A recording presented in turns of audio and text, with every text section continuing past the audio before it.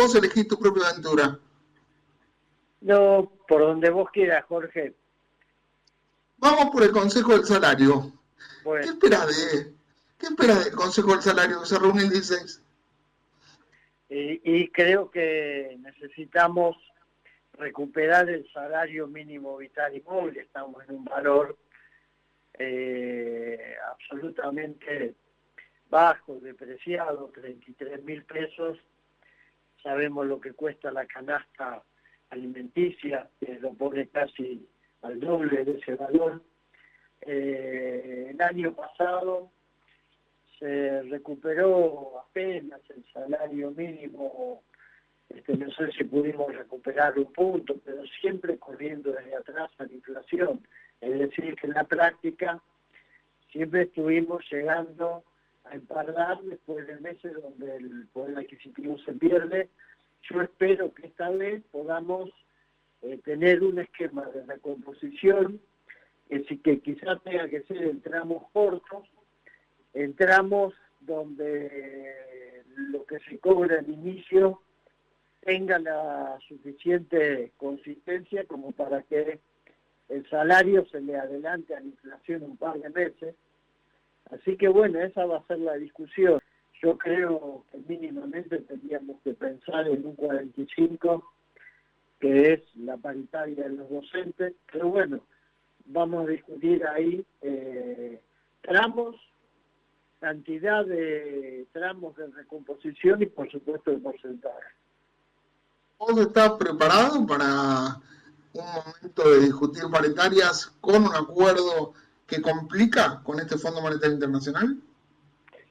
Mirá, nosotros tuvimos un momento que era clave, que era la paritaria de los docentes.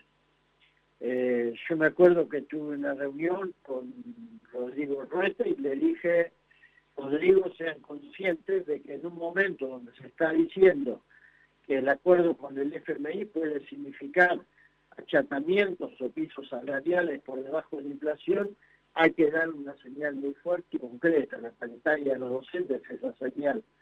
Y fue positiva la señal. Creo que tenemos que seguir en este camino. El presidente el otro día dijo que no se va a producir esa caída salarial que muchos vaticinan por acuerdo con el fondo. Subterráneo se da una paritaria muy importante, en un valor que supera mucho el gremio docente, de manera que creo que hay que seguir peleando eso y tenemos que pensar en los informales de qué manera aseguramos la recomposición, incluso sin dejar de tener en cuenta la posibilidad de echar mano de aumentos generales de salario como se produjo durante el gobierno de Néstor, en un momento en el que no solamente el acuerdo con el fondo va a complicar el panorama, le agrega incerteza, sino también el escenario de guerra que estamos viviendo en la región de Ucrania. Ese es un elemento que también conspira contra la posibilidad de tener claro cuál va a ser el desenvolvimiento de los precios a nivel interno en relación con alimentos y commodities, o por ejemplo también con el tema de la energía. Sabemos que los países que como el nuestro importan energía, si esta situación se sigue sosteniendo en el tiempo, nos va a terminar complicando. También tenemos que tener en cuenta que si el día que se cierra el acuerdo con el fondo, el expresidente Macri se junta con el embajador de Estados Unidos, es todo un símbolo, ¿no? Desde ya. Es toda una señal a que estamos discutiendo la enorme, desmesurada deuda que asumió irresponsablemente el gobierno de Mauricio Macri, justamente esponsoreado en ese momento por Donald Trump, que hizo que el FMI otorgara un préstamo absolutamente anómalo, que violaba el propio estatuto del FMI. por la cantidad de dinero que se otorgó y por el hecho de que ese dinero se fugó, cosa que el propio estatuto del FMI dice que el FMI no puede otorgar préstamos que terminen siendo fuga de capitales. Bueno, aquí se violaron todos los preceptos, todas las reglas, por eso que creo que tienen cola de paja, tanto los que hicieron esto en el FMI como los socios locales que también participaron del Festival de la Fuga, porque no es que fugaron dólares solamente los dueños de bonos de deuda de los grupos como BlackRock, y otros. También hubo muchos de los jugadores locales poderosos que se subieron a la cabecita de la timba financiera. Yo diría que prácticamente todo el gabinete del gobierno de los ricos para los ricos. Vos me decís que todo el gabinete del expresidente tuvo que ver con la fuga en un negocio que pudo haber sido personal. Y yo creo que sí. Sí, vos fijate que todos ellos tienen prácticamente cuentas abiertas en paraísos fiscales. Todos ellos participaban de los negocios financieros. Creo que uno puede decir que es necesario profundizar la investigación de a dónde fueron a parar esos recursos. Es necesario la investigación, abrir como si fuera una especie para hacer una autopsia de punta a punta lo que pasó con la deuda y mostrar esa suciedad, ponerla al sol. Y hay que mostrarla a la sociedad, porque hoy hay gente que se piensa que esta deuda, ¿viste? Hay gente que dice la tomó el gobierno de Alberto Fernández, era la deuda del kirchnerismo, sí, cualquier pavada. Pero son pavadas que no aparecen solas, no es que la gente tiene un problema en la cabeza. El problema es que grandes medios hegemónicos todos los días están bombardeando con eso y están repitiendo que la deuda tiene que ver con los últimos 70 años, ¿sí? Ya dentro de poco van a hablar de Rivadavia y de las invasiones inglesas para explicar la deuda. Y es la deuda que tomó el gobierno Mauricio Macri y que se fue toda en fuga de capitales.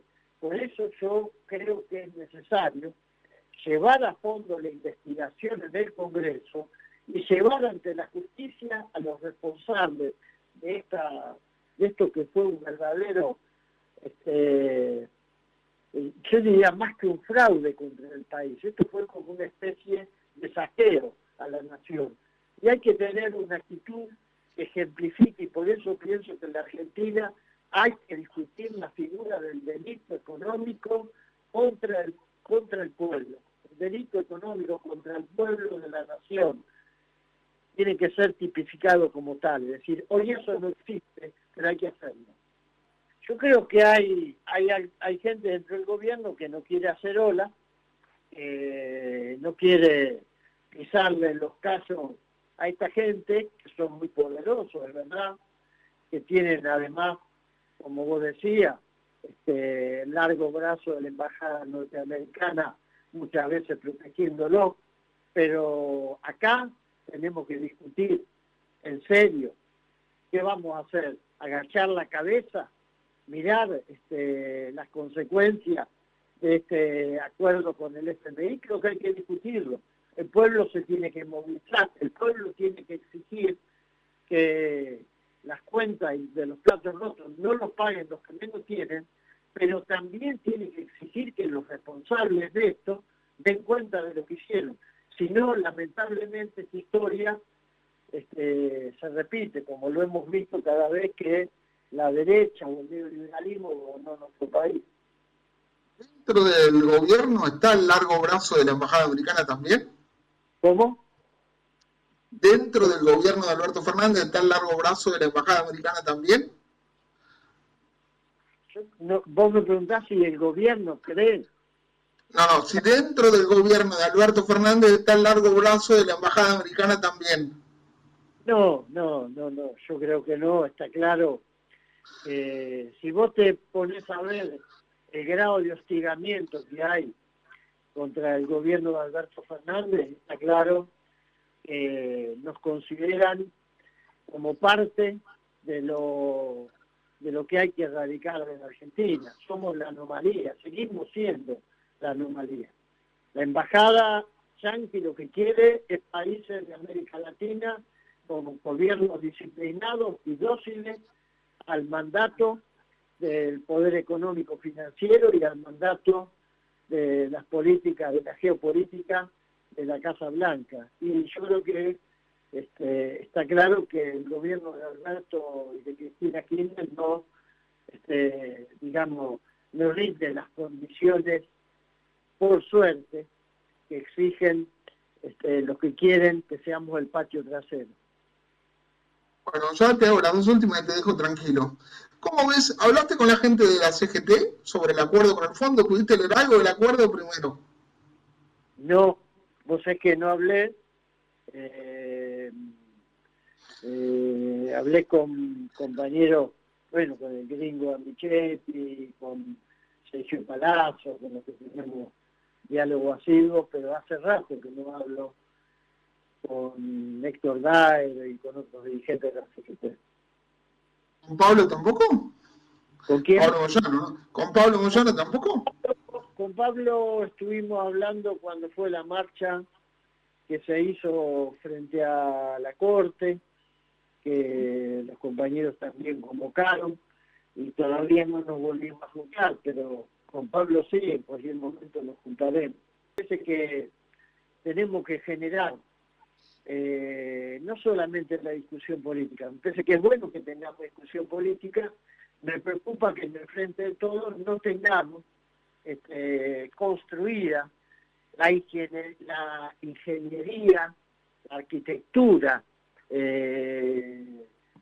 orgánica que nos permita debatir y discutir en un frente que tiene distintas miradas y que tiene en muchos temas miradas contrapuestas. La discusión política es buena. Ahora tenemos que construir la forma de que la discusión política haga que todos los sectores puedan sentirse expresados en la disidencia y sentirse parte de la construcción de la síntesis. Si no, la discusión política termina siendo a la larga desgastante. La última y te dejo tranquilo. Te pregunto, vos sos un hombre que sabe mucho de política hace muchos años. Si tuvieras que ser el hombre que define el candidato de la derecha, ¿quién es más candidato? ¿Macri, Rodríguez Larreta o Bullrich? Mira, yo creo que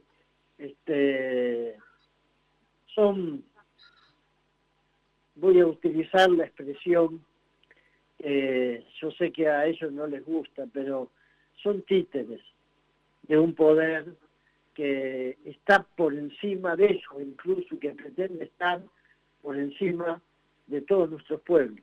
Y creo que cualquiera de ellos, seguramente el títere lo van a elegir según las condiciones en que esté el país, según las condiciones en que llegue el frente de todo al próximo año y según también las condiciones que tengan que ver con las expectativas de nuestro pueblo. Ojalá cualquiera de esos títeres frente a la población, frente a nuestra gente, pueda ser visto como tal, porque no deciden ellos. Es decir, los que deciden son mucho más poderosos que ellos, y en todo caso lo que hacen ellos es cumplir un mandato, como tantas veces lo hemos visto en el caso de Mauricio Macri o en el caso de Patricia Bullrich, y claramente también con la red.